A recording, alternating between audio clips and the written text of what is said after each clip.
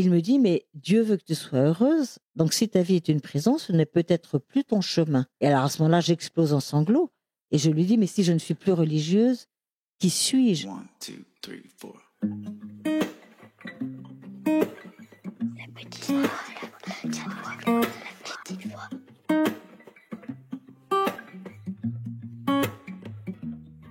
Yeah, your heart is a sun. Est-ce que vous avez déjà écouté votre petite voix? Cette intuition qui souffle ce qu'on n'ose pas toujours entendre.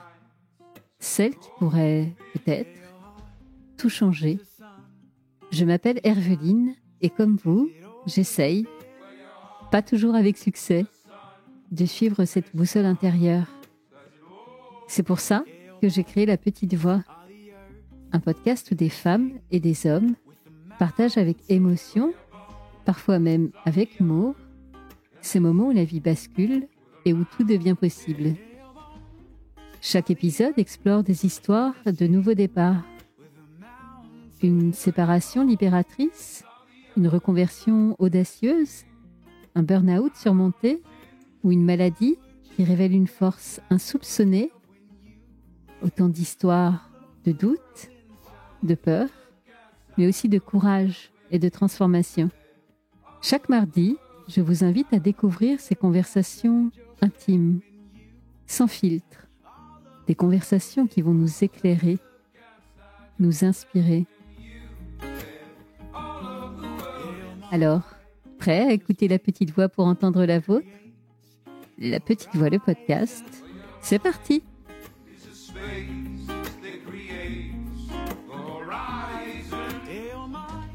Certaines histoires vous happent et ne vous lâchent plus. Celle de Catherine et de celle-là.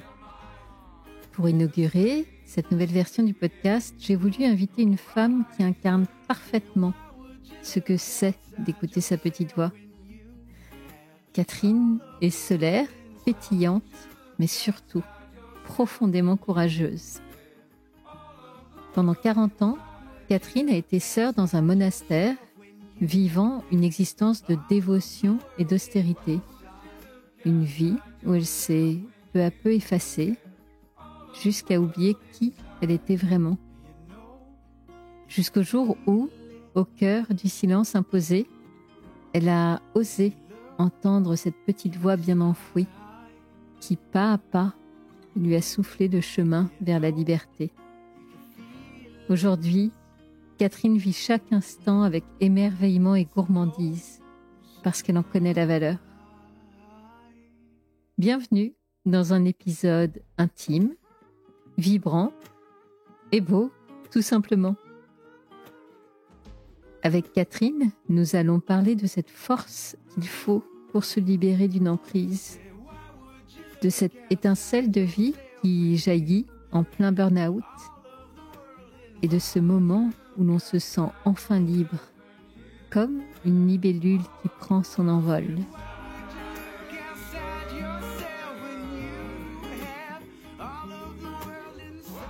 Bonjour Catherine, bienvenue dans La Petite Voix. Bonjour Herveline. Je suis ravie de te rencontrer et merci de m'accueillir chez toi pour enregistrer cet épisode. Écoute, avec plaisir. C'est un épisode de la nouvelle Petite Voix et je trouve génial de te recevoir parce que tu illustres complètement cette idée d'écouter un jour sa petite voix. On va y revenir longuement, mais tu as été sœur pendant 40 ans et il y a 10 ans, tu avais une 60aine d'années et tu as quitté le voile, comme on dit. Ce sont des amis qui m'ont parlé de ton parcours il y a quelque temps. Ils avaient découvert ton livre qui s'appelle Métamorphose. J'étais avec ma fille ce jour-là et ma fille m'a dit « Maman, il faut que tu interviewes cette femme, c'est formidable ce qu'elle nous raconte. » Et voilà, nous sommes là aujourd'hui pour parler de ton parcours et de ce moment particulier où tu as quitté le voile. Pour commencer, j'aimerais te demander comment tu te sens toi aujourd'hui quand tu repenses à cette femme que tu étais, sœur Marie-Pia. Je me sens dans une autre planète. C'est-à-dire que sœur Marie-Pia a existé, mais quelque part, elle s'est envolée en fumée, elle s'est évanouie pour laisser, un peu comme justement la libellule laisse sa larve vide, sa coque vide, pour s'envoler dans la vie. Et moi, sœur Marie-Pia, elle est une partie de moi, puisqu'on ne dit pas 40 ans, même voire 60 ans de sa vie, mais elle est ce que je suis aujourd'hui. C'est aussi par ce chemin, je ne vais pas dire grâce à ce chemin, mais ce chemin qui a été le mien. Mais aujourd'hui, elle est complètement métamorphosée. Et métamorphose, c'est changer de forme. Donc, c'est très profond. C'est changer presque d'essence, quoi. C'est encore moi et c'est une toute autre. Oui. Ben justement, on va reparler de cette vie que tu as vécue au monastère. Donc, on l'a dit quand même pendant 4, j'allais dire longues décennies. On va y revenir. J'aimerais comprendre un peu à quoi ressemblait cette vie. Moi, ce que j'en comprends, c'est que c'était une vie quand même très austère et tout était très réglé, quoi.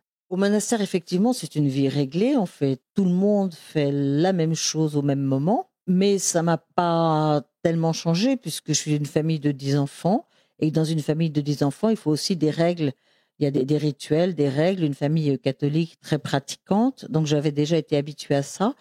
Je dis souvent que mon éducation, c'est un peu comme si on me donnait le mode d'emploi d'une bonne chrétienne pour arriver un jour au ciel. J'ai quand même fait 4 ans de médecine en espérant ne pas rentrer au monastère parce qu'on parle de la petite voix. Oui. Mais ma petite voix d'enfant heureuse s'est éteinte très très vite et a laissé place assez rapidement à une autre voix qui n'était pas la mienne, mais qui était une injonction pour être religieuse quand je serai grande, parce que j'étais une petite fille difficile. J'ai été habituée à une vie très très cadrée et qui ne me faisait pas plaisir. J'ai retrouvé une vie différente, bien entendu, mais très réglée, avec 5 à 6 heures d'office par jour en latin. La vie bénédictine, c'est prière et travail. Donc, 5 à 6 heures de prière sans compter la demi-heure de lecture spirituelle, la demi-heure de temps de méditation. Et puis, le travail. Physiquement, d'une part, dur, parce que effectivement, le soir, épuisée, je me couchais sans avoir aucun moyen de me poser des questions sur ce que je vivais, sachant que le lendemain, j'allais me lever tôt pour aller à l'office. Quand on va à l'office du matin, il peut arriver qu'on se lève à 4 heures du matin. À la fin de ma vie monastique, je me levais à 4 heures pour faire mon temps de ce qu'on appelait son temps de méditation avant l'office, parce que je savais que j'aurais pas le temps dans la journée. Donc, c'était ça, se lever tôt. Mais en même temps, c'est ce travail, alors physique, dans la terre, s'occuper des abeilles, s'occuper de faucher les foins. Ça a beaucoup contribué à mon équilibre aussi. Voilà, le travail de la terre avec les mains, c'est très équilibrant. Ça contrebalançait le déséquilibre de cette vie religieuse pour laquelle j'étais pas faite en réalité, et parce que je suis tombée sous emprise de la supérieure. C'est pour ça que j'y suis restée 40 ans. Une fois qu'on était rentré, on ne pouvait plus sortir. Si j'acceptais de me poser des questions, c'était le diable qui me donnait des mauvaises idées. C'était j'allais trahir Dieu et jusqu'à partir en enfer si je quittais le monastère. C'était ça qu'elle nous mettait dans la tête. Et plus ma vie était difficile, plus elle était belle, parce que plus tu souffres, plus tu sauves d'âme. Je n'ai jamais vu quelqu'un d'autre après moi pleurer autant que j'ai pleuré. Mais donc, comme vraiment, je suis quelqu'un qui va au bout de ce qu'il fait, ben j'ai tenu coûte que coûte, malgré tout, une fois que j'avais fait mon choix. Ce qui s'est passé, c'est que en arrêtant en médecine, j'ai brisé mes désirs les plus profonds. Et ça m'a rendue extrêmement vulnérable. Et une personne vulnérable, c'est la proie directe pour les manipulateurs. il y a effectivement 2 choses dans ce que tu dis et qui sont intéressantes. C'est la vie au couvent qui est terriblement austère et prenante, mais à ça s'ajoutait une couche finalement beaucoup plus grave qui était l'emprise de cette mère supérieure et qui rendait ce quotidien austère d'autant plus rude. Je crois que vous n'aviez pas du tout le droit de communiquer entre vous, entre sœurs. Non, le silence était rompu pendant le travail pour les questions de travail, mais ça c'est dans la règle de Saint-Benoît. Mais elle en rajoutait des couches et un détail très parlant, c'est que 1 an après mon entrée, en 1976, suite au concile, dans tous les monastères, on enlevait la clôture, on enlevait les grilles, on permettait aux sœurs même d'aller dans leur famille s'il y avait un décès et nous, elle a rajouté une seconde grille à celle qui existait déjà. Ce dont je parle, c'est le monastère où j'ai vécu avec cette supérieure. Et donc, il n'y a aucune généralité parce qu'il y a des sœurs très heureuses dans d'autres abbayes et qui sont vraiment à leur place. Au début, il m'est arrivé d'en parler 1 ou 2 fois dans une lettre à mes parents. Et là, la supérieure qui lisait les lettres m'a convoquée en me disant c'est vous qui avez à prier pour le monde et c'est pas, vous n'avez pas demandé à vos parents de prier pour vous. Donc j'ai dû recommencer la lettre. Le seul moment où l'Église prévoit que l'on puisse vraiment parler de ce que l'on vit, de ce que l'on ressent, sans aucune restriction, c'est pendant la visite régulière avec un père abbé qui a été nommé par Rome et qui vient tous les 2 ans et on le voit au parloir, seul à seul, et là, on est autorisé à dire tout ce qu'on pense, même si c'est contre la supérieure, ses sœurs, voilà. Or, la supérieure avait bloqué déjà au départ en nous disant l'inverse de ce qui est dans le droit canon, qui est la loi de l'Église, en nous disant vous n'êtes pas là pour parler des autres, vous êtes là pour dire ce qui ne va pas chez vous. Alors, quand vous êtes novice, vous obéissez, vous ne vous posez pas de questions. Et donc, elle avait déjà, c'est un peu ça l'emprise, c'est de tout verrouiller. Et j'ai presque l'impression, la manière dont tu en parles, ce que j'ai lu, tu t'étais hypnotisé, quoi. Tu n'étais plus qu'un robot. Tu vois, il y avait plus d'âme finalement. À la fin, oui, je m'en suis rendu compte le jour où je me suis rendu compte qu'un coucher de soleil magnifique, ça ne faisait plus rien. Un bouquet de fleurs, ça ne me faisait plus rien. J'ai une âme d'artiste. Avant, c'était vraiment ma joie. Je m'étais en fait formé une carapace inconsciente pour éviter de souffrir et tout glissait dessus comme sur les plumes d'un canard. Donc, je continuais ma vie. Je continuais ma vie extérieurement, mais intérieurement, il n'y avait plus personne.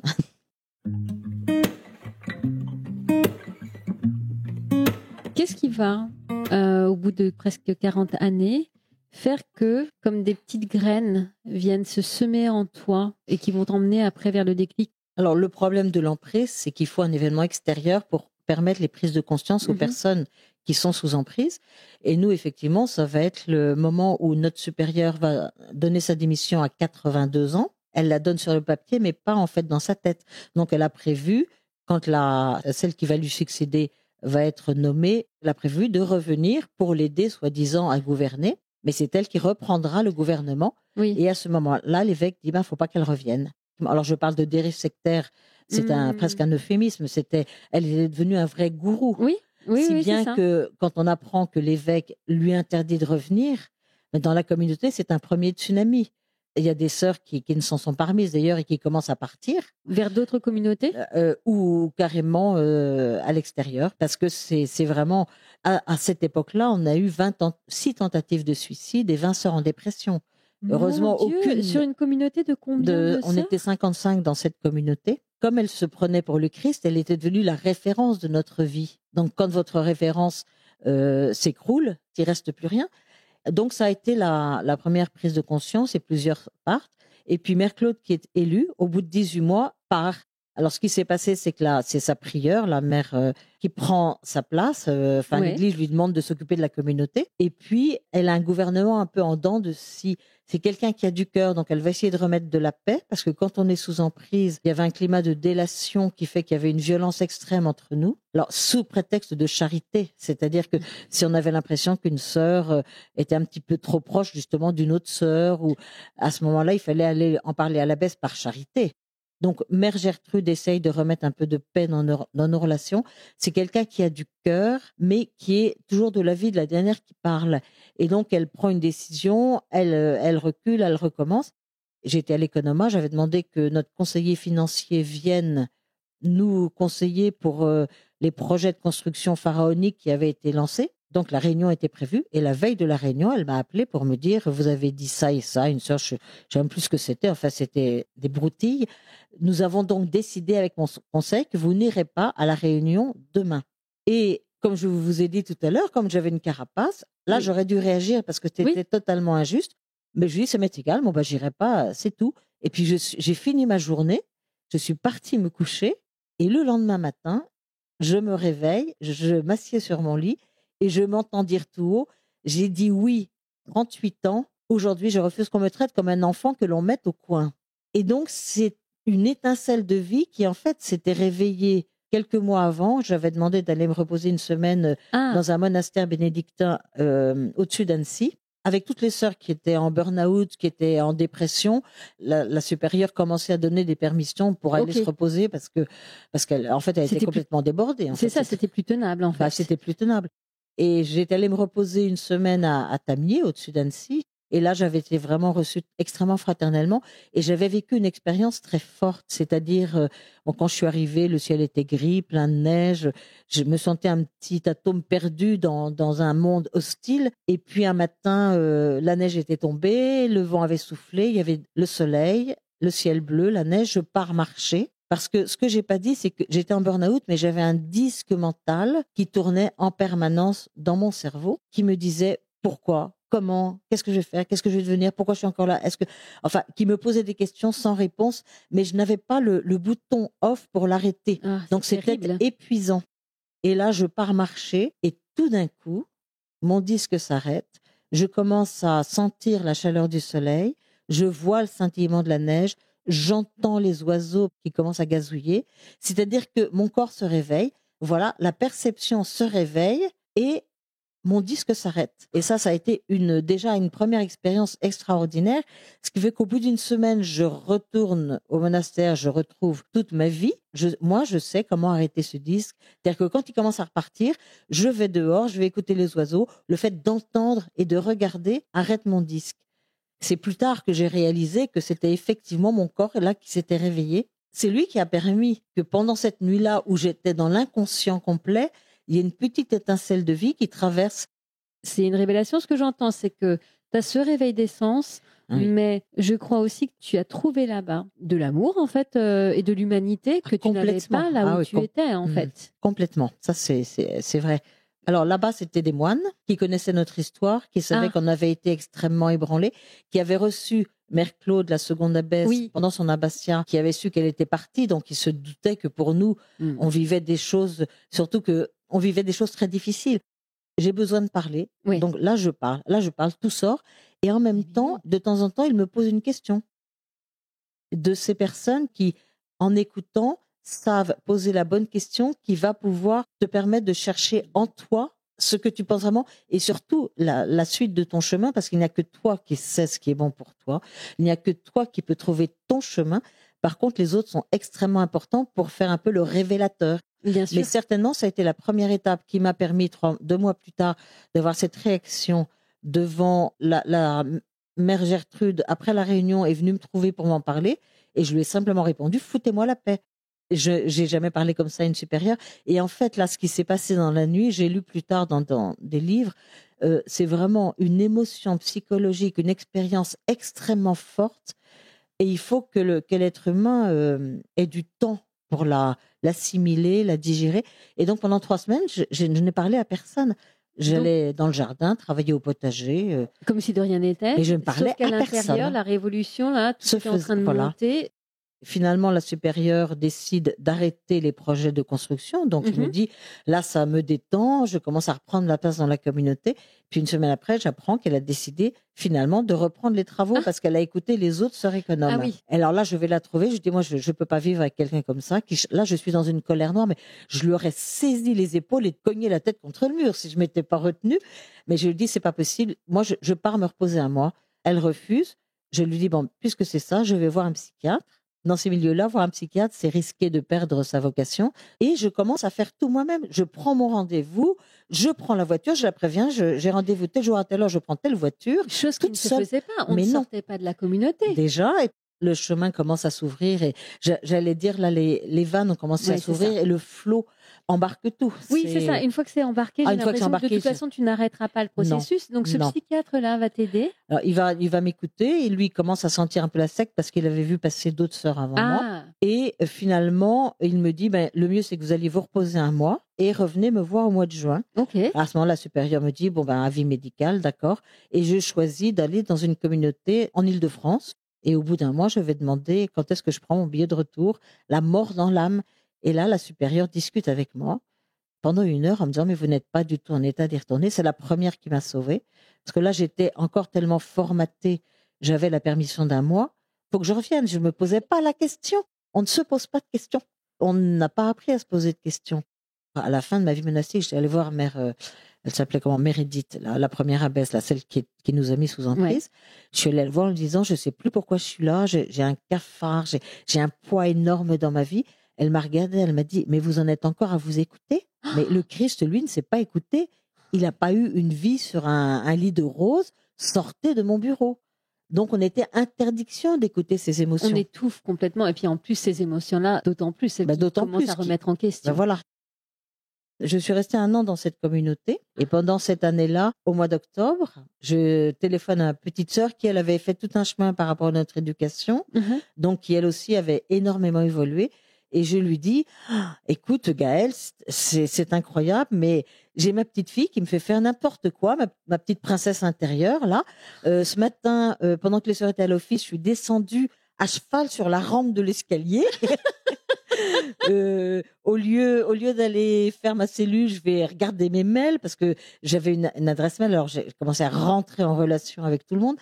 Elle m'a répondu, Catherine, ta petite fille est sortie de la cave. Tiens bon, tu fais un vrai chemin de liberté. En octobre, j'apprends qu'un de mes neveux rentre dans un séminaire traditionnel. Donc là, moi, je retombe en dépression parce que je me dis, j'ai quand même cette conscience que j'ai essayé d'en sortir. Je me dis, un jeune de 25 ans, bon, depuis, il en est sorti, il s'est marié. Donc, tout est bon. Du coup, j'ai besoin d'en parler à quelqu'un. J'envoie un mail au père abbé de mes 2 frères qui étaient moines. Et en fait, ce père abbé, le père Antoine, accompagnait des sœurs comme ça depuis 10 ans. Il savait ce qui se passait dans la communauté, il était très au courant. Et il m'a répondu. Et après, tous les jours, je lui envoyais des mails. Il me disait, je t'écoute, je t'entends. Là aussi, l'écoute bienveillance, l'écoute empathique, sans jugement. Continue, ça te fait du bien. Et alors là, j'ai une colère qui a commencé à sortir. Je l'écrivais tous les jours. Colère contre Dieu, l'Église, le monde, les parents, moi, enfin tout. Tout y passait. Et un jour, ce père abbé me dit, Catherine, mais tu me dis toujours que tu vas retourner là-bas. Qu'est-ce que tu ressens à cette idée? À ce moment-là, je lui réponds une phrase à laquelle je n'avais jamais pensé. Une immense angoisse, comme si je repartais en prison. Jamais je pensais à prison en pensant à ma vie. Mais enfin là, c'est sorti du plus profond. C'est venu tellement spontanément. Mais c'est devenu sans que je réfléchisse. Ça a jailli. Il me dit, mais Dieu veut que tu sois heureuse. Donc si ta vie est une prison, ce n'est peut-être plus ton chemin. Et alors à ce moment-là, j'explose en sanglots. Et je lui dis, mais si je ne suis plus religieuse, qui suis-je? Qu'est-ce que je deviens? Je suis par terre en 1000 morceaux. Explosé, c'est la vraie crise existentielle. Et à ce moment-là, il me dit, Catherine, celle qui est en 1000 morceaux par terre, ce n'est pas toi. C'est quelqu'un qui était conditionné et formaté. Nous allons t'aider, tu vas devenir toi. Je l'entends, mais ça ne peut pas encore pénétrer vraiment. Moi, je ne peux pas avoir l'idée de quitter la vie religieuse. Donc, j'avais quand même décidé de ne pas retourner dans ma communauté. Et en septembre, j'avais prévu d'aller dans une autre communauté religieuse. Et j'arrive dans cette communauté et la supérieure qui m'avait paru quand même très ouverte, si bien que en arrivant, je m'étais dit, peut-être que je pourrais rentrer dans cette communauté-là. Et là, elle commence, c'est pareil, à vouloir me mettre la main dessus. C'est-à-dire, elle me dit, tu as choisi trop de cours chez les jésuites, je vais en enlever. Tu feras ci, tu feras ça, tu te lèveras à telle heure. Bon, je la laisse parler. Puis une semaine après, je vais la trouver. Et là, je lui dis, eh bien, c'est non. Et avec une force incroyable, je lui dis, ma liberté n'est pas à vendre. J'ai repris le gouvernement de ma vie. Je ne permettrai plus à personne de mettre la main dessus. Vous acceptez mes conditions, je reste. Vous refusez, je vais chercher ma valise. Je ne reste pas 1 minute de plus, quitte à coucher ce soir sous les ponts. Ma liberté n'est pas à vendre. Mais avec une force, c'est cette petite voix qui me fait parler. Ça. Alors elle me dit, fais ce que tu veux. Donc je reste 9 mois là. Mais pendant ces 9 mois, j'évolue beaucoup. Et là, je ne veux pas retourner en communauté. Donc au bout de cette année, j'ai l'autorisation de ne plus vivre dans une communauté religieuse. Je suis dans le monde, c'est-à-dire qu'il faut que je trouve un travail, un logement. Mais je suis encore religieuse. J'ai encore mis 18 mois avant de me faire relever de mes vœux. C'est-à-dire que quand j'ai dit à cette supérieure, j'ai repris le gouvernement de ma vie, c'était fait dans mon inconscient. Mais ce n'était pas encore fait dans les faits. Donc, j'ai passé une année où j'ai trouvé du travail, parce que vous savez... Tu es revenue dans la vie civile. Je suis revenue dans la vie civile. Ça doit être incroyable, ce moment-là, où tout d'un coup, tu refermes derrière toi la porte du monastère, du couvent. Qu'est-ce qu'on ressent à ce moment-là? Souvent, on me dit, tu as eu beaucoup de courage. Alors moi, j'ai pas eu l'impression d'avoir eu du courage. C'est une naissance, c'est-à-dire que le petit bébé dans le ventre de sa mère, au moment où il doit aller au monde, on lui demande pas son avis. Il doit y aller, il y va, même s'il faut passer par un goulot un peu étroit, mais c'est la vie qui l'appelle. J'ai l'impression, en t'écoutant, et puis surtout te voyant, et en voyant comme tu rayonnes, et il y a quelque chose de tellement pétillant en toi, j'ai l'impression que cet émerveillement-là, 10 ans plus tard, il est intact. Mais il est intact parce que ma vie aujourd'hui, c'est le présent permanent. Donc, il n'y a pas de raison. Je ne peux pas le perdre. Mais c'est un peu ce que je disais quand on me dit, mais tu sors, t'as pas d'appartement, t'as pas de logement, tu gagnes pas d'argent. Alors la communauté m'a aidé la première année quand même. À propos de l'argent, je dis, j'ai jamais eu d'inquiétude parce que j'en avais pour aujourd'hui et je me disais, demain on verra, peut-être que mais demain n'arrive jamais. Parce que demain devient toujours aujourd'hui. Donc j'ai toujours eu ce qu'il me fallait aujourd'hui. Réapprivoiser la vie. C'est ça. Avec un tel bonheur. Pour moi, j'avais pas de problème. En détail, par exemple, pour aller faire des courses dans un magasin, j'ai mis 4 ans avant d'y aller toute seule. Ah ouais? Parce que quand je suis sortie sous emprise, j'avais fait beaucoup de travaux d'adulte, hein, oui. Mais en même temps, j'avais une mentalité de 4 ans. Parce qu'on est très infantilisé dans l'emprise. Une petite fille de 4 ans, elle va pas toute seule dans un magasin. Donc j'ai mis 4 ans. Et puis j'ai une amie qui venait me voir pour me déformater, puis qui m'a invitée au restaurant, puis qui m'a dit, choisis ton menu. Je dis, non, mais tu choisis pour moi je sais pas. Alors elle me dit, non, tu choisis. Je dis, mais je sais pas ce que j'aime. Elle était là pour m'éduquer, comme un enfant. Elle m'a dit, tu choisis ton menu et c'est comme ça que tu apprendras ce que tu aimes. Le plus difficile de tout, c'est d'avoir à prendre des décisions. Parce que pendant plus de 60 ans, on m'a dit ce que je devais dire, faire et penser. Et là, au fur et à mesure où vous avancez, vous êtes de plus en plus indépendante. Et là, c'est la panique. Mais à tel point que j'ai failli retourner au monastère et je me vois encore dans le métro un jour me dire, maintenant j'ai fait mes prises de conscience, mais je vais retourner là-bas. Au moins là-bas, j'ai l'assurance, excusez-moi, mais j'ai l'assurance bouffe, l'assurance vieillesse. Je suis pas toute seule et on me dit ce que j'ai à faire. Et à ce moment-là, mon regard, j'étais dans le métro, tombe sur une phrase d'Oscar Wilde. Au-dessus de la porte du métro, il y avait marqué « La plupart des gens existent, très peu vivent ». Et là, ça m'a transpercée. Je me suis dit, mais surtout, n'arrête pas, tu es en train de faire ta métamorphose de libellule. Surtout, n'y retourne pas. Et au bout de cette année-là, en août 2016, j'ai écrit ma lettre pour être relevée de mes vœux, donc retourner à la vie normale. Et je me vois très bien. Là, j'avais appris, j'avais suivi, j'avais eu des psychothérapies. Oui, j'allais te demander, tu as été accompagnée. Ah oui, j'ai vu beaucoup de psy pendant toutes ces années-là. Leur action, c'était de me maintenir la tête hors de l'eau, parce qu'il faut s'imaginer que c'est quand même pas très facile, à aucun point de vue. Tout me posait question dans la vie, j'ai fait beaucoup de jeûnes. Parce que ce qui a été assez étonnant, c'est que j'ai été sous emprise par des personnes de l'Église, mais c'est des gens d'Église qui m'ont fait sortir. Et dans cette association dont le fondateur est un prêtre, c'est lui aussi qui m'a accompagnée, qui m'a appris. C'est avec lui que j'ai fait une formation à l'écoute. C'est avec lui que j'ai fait 2 fois 5 week-ends d'énéagramme. Et tout ça, c'est ma petite sœur qui m'avait mis en contact avec lui. Donc tout ça, ça a été un énorme travail. Au mois d'août 2016, ah oui, là, je vais quand même revenir là-dessus parce que c'est important. J'ai écrit cette lettre et puis je suis allée la poster. Et devant la boîte aux lettres, avant de la poser, là, j'avais appris. J'ai attendu 30 secondes en me disant, c'est ma décision. Elle est prise en pleine liberté. C'est ça qui est juste, c'est ça que je veux, c'est ça ma vie. Et je mets ma lettre et après, je me dis, comment te sens-tu? Parce que j'avais appris. Et oui, là, tu es complètement en conscience. Complètement, mais en pleine conscience, en conscience absolue. Et là, je me dis, comment te sens-tu? Dans une paix, une joie. Et si ce Dieu existe, c'est lui qui m'a fait sortir. Parce que l'amour nécessite la liberté et qu'il en avait assez d'avoir une marionnette devant lui. Moi, il a une marionnette pendant 60 ans. Maintenant, il a envie d'avoir quelqu'un de vivant. La question que j'ai envie de te poser, c'est quel rapport tu entretiens aujourd'hui à la religion, mais surtout peut-être plus largement à la spiritualité, parce que ça a été ta vie pendant 40 ans, en tout cas sous une certaine forme. Oui, pour moi, tout ce qui est rituel et croyance de catholique ou chrétien, ça n'a plus aucun sens. Je refuse d'affirmer ou d'infirmer que Dieu existe. Par contre, si ce Dieu existe, pour moi, il est comme le poisson pour l'eau. C'est-à-dire un milieu de vie, de relations et d'amour. Et je pense souvent, comme image, à l'amour des parents. Les parents ont éduqué leurs enfants, mais quand les enfants sont adultes, les enfants vont aller vivre leur vie. Les enfants sont tournés vers leur vie, vers leurs enfants, vers l'avenir. Les parents sont derrière. Alors de temps en temps, les enfants se retournent pour dire coucou aux parents, mais ils vivent leur vie. Et des parents adultes, ils sont heureux de voir leurs enfants heureux et ils n'encombrent pas leur vie par leur présence. Et pour moi, ce Dieu, s'il existe, c'est ça. Il m'a créé pour être dans le bonheur, pour être libre. Il me voit heureuse, il me voit dans la liberté. Il me laisse tranquille. J'allais dire, c'est ça ma spiritualité aujourd'hui. Quand je suis sortie, j'ai été beaucoup plus vulnérable et pauvre que dans ma vie monastique. Et oui. Où je manquais de rien. Moi, j'avais pas non plus les grands désirs, j'avais plus de désirs. Voilà. Mais aujourd'hui, je me sens dans la vie et cette vie qui rayonne. Effectivement, pour moi, c'est ça le message d'amour. J'ai pas besoin d'aller parler d'évangile. Après, à chacun son chemin. Il y a des gens pour qui c'est très important et je le respecte. Et tu le dis beaucoup, en fait. Pour toi, maintenant, la vie, c'est un cadeau, quoi. Ah, la vie, c'est cadeau à chaque instant, oui. Mon mari, j'ai trouvé sur Internet, ce qui est quand même sur un site de rencontre. Ça a fait trop rire mes neveux quand ils ont su ça. Tu vois, j'ai envie de te demander, pour conclure un peu l'entretien, quel message tu aurais envie de donner à des personnes qui sont dans ce moment où elles sentent qu'elles n'écoutent pas ou plus leur petite voix? Il faudrait peut-être l'écouter, mais elles n'arrivent plus à se reconnecter, tu sais, à cette petite boule de lumière que tu as eue ce jour-là dans ta cellule. Je pense qu'il y a quand même une sorte d'éducation pour éduquer cette voix.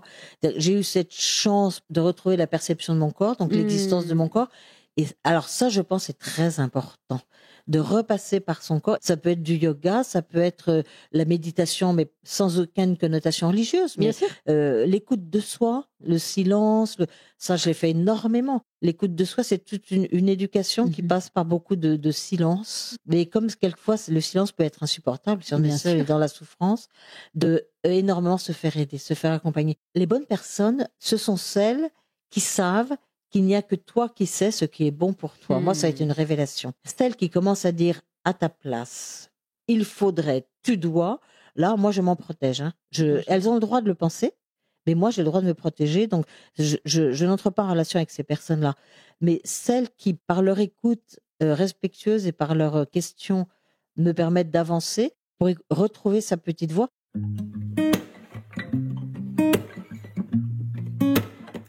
Je te garde encore quelques minutes parce que j'ai quelques questions rituelles pour toi. À ce moment où tu as écouté ta petite voix, est-ce qu'il y a eu une habitude, un rituel, quelque chose qui t'a aidé à traverser ce moment-là? J'ai appris à écouter. Et donc, l'exemple de la phrase dans le métro, c'est ça. Moi, j'étais en train de me dire, j'y retourne, ça sera plus facile. Et puis, je lis cette phrase, elle me transperce. Et à ce moment-là, je me dis, mais pourquoi elle me transperce? Qu'est-ce qu'elle me dit? Donc, apprendre ces petites étincelles qui tout d'un coup vous touchent. Souvent, moi j'avais l'habitude autrefois de passer, de pas. Ah non, mais attends là, j'ai vécu quelque chose. Il y a quelque chose qui a voulu me dire quelque chose. Vraiment, à ce moment-là, de s'y arrêter. Là, le plus important, c'est que j'entende là ce que mon corps, ce que ma vie, ce que le cosmos, peu importe, chacun l'appelle comme il veut, ce que la vie veut me dire. Prendre ce temps d'écouter, parce que plus on prend le temps de le faire, plus ça devient facile, plus ça devient naturel. Est-ce qu'il y a un livre qui t'a particulièrement aidé à écouter cette petite voix? Voilà, j'avais envie de te répondre, moi, c'est le livre de la vie. C'est chaque relation, c'est chaque contact. Un exemple tout bête, mais donc je suis restée 40 ans au monastère, et quand j'étais dans l'université jésuite, là, j'ai rencontré une femme qui avait été professeure d'histoire, et puis on est devenus amis. Puis un jour, elle me dit, moi, tu vois, j'étais professeure d'histoire, ça s'est trouvé comme ça, mes parents le souhaitaient, mais j'ai pas tellement aimé ces 40 ans. Mais moi, ça m'a fait tilt. Je me suis dit, je suis pas la seule à avoir vécu 40 ans quelque chose. Alors, c'était pas comparable. Mais à ce moment-là, ça m'a fait tilt. Je me suis dit, donc, tu n'es pas la seule. Alors, Boris Cyrulnik, le jour où on me l'a présenté, ce sont tous ces livres. Alors, il y en a un que j'ai particulièrement aimé, c'est Marion Muller-Collard, L'autre Dieu. Tous ces livres qui, au fur et à mesure de mon chemin, me permettaient de mettre des mots sur ce que je vivais, donc me donnaient confiance dans ce chemin. Me disaient, mais c'est le bon chemin. Même si c'est difficile, même si tu sais pas où tu vas, même si... Bon, et ma dernière question, Catherine. Est-ce qu'aujourd'hui, tu pourrais dire que tu es heureuse? Je ne pourrais pas ne pas le dire. Et quand on me demande comment je vais, je dis, mais je ne sais plus ce que ça veut dire de ne pas aller bien. Alors, en résumé, pendant 65 ans, j'ai été dans un profond mal-être. Et puis, comme je m'adapte, je raconte aussi dans mon livre, même au monastère, j'ai eu des moments joyeux. Oui. En surface. Bien sûr. Voilà. Aujourd'hui, je suis dans un profond bien-être, à tel point que je peux dire que si le ciel existe et si j'y vais un jour, je ne pourrais pas y être plus heureuse que ce que je suis aujourd'hui. Et qui fait, que tu es cette femme tellement belle, rayonnante et pétillante. Mais vraiment, merci du fond du cœur. Moi, tu me mets un grand sourire, ça m'a rempli le cœur. Et tu remercieras ta fille aussi. Je la remercierai, mais merci parce que moi tu me remplis le cœur de bonheur pur, d'énormément d'optimisme et de joie et de confiance en la vie. Donc merci beaucoup. Avec plaisir. Yeah, your heart is a sun and it shines as it opens. Where your heart is a sun. Voilà, La Petite Voix, le podcast, c'est fini pour aujourd'hui. Si vous avez aimé cet épisode, parlez-en autour de vous. Le bouche à oreille, c'est magique pour faire découvrir un podcast. Alors envoyez le lien de cet épisode à vos amis et vous verrez, ils vous remercieront. Et d'ailleurs, si vous voulez être sûr de ne rater aucun épisode, avouez que ce serait dommage, abonnez-vous à La Petite Voix sur votre plateforme d'écoute, Apple Podcast, Spotify, YouTube ou autre. Profitez-en d'ailleurs pour m'y encourager avec des étoiles, des bonnes notes et des commentaires. Non seulement ça fait plaisir, mais ça aide vraiment à faire découvrir le podcast à d'autres auditeurs. Je partage aussi les coulisses du podcast sur Instagram et Facebook. Et mieux encore, abonnez-vous à ma newsletter sur mon site lapetitevoix.co. C'est là que j'ose vous raconter tout ce que je ne dis pas ailleurs. Ça fait beaucoup d'infos, je sais, c'est pour cela que j'ai mis tous les liens dans les notes de cet épisode. Allez, je vous donne rendez-vous mardi prochain. D'ici là, portez-vous bien et soyez heureux. Your horizon. Well, your mind is a space that creates a horizon. Your mind is a space.